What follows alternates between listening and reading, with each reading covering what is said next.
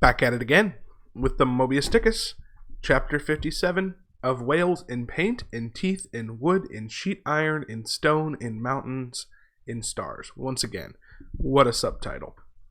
So this chapter starts out with a list of places where people see whales. So first, the whale is kind of turned into everything using this scrimshaw technique of carving whalebone.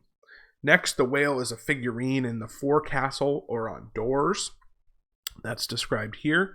And it says that the figurines can be as profound as Achilles' shield, which is described in great detail in chapter 18 of the Iliad, or of these very romantic prints of the Dutchman Albert Dürer.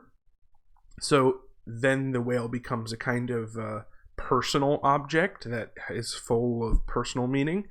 And then we kind of shift registers, and then the whale becomes not just a physical object, but an emergent property of the world, being found in landscapes of cliffs and mountains.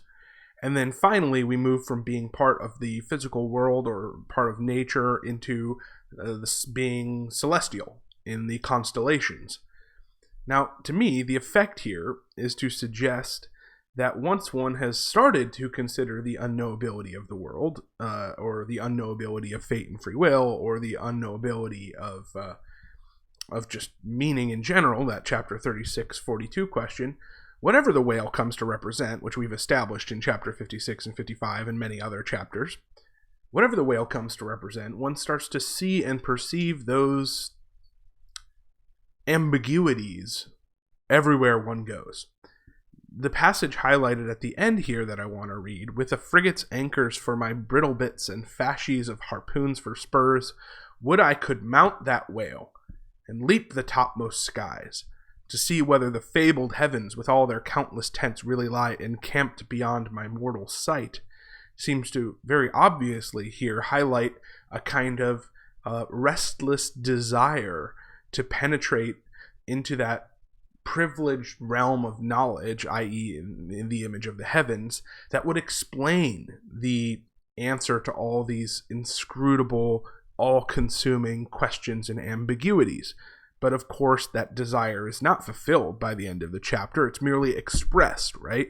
Using that Elizabethan diction, would I could, which is to say, I wish I could. Would I could run a 6-minute mile. Let's say I wish I could run a 6-minute mile.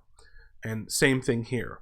I wish I could sort out and eliminate all of these difficult ambiguities that the whale represents, but unfortunately, you can't. All right, I'll keep that short and sweet. Thanks for watching, and I will see you in chapter 58.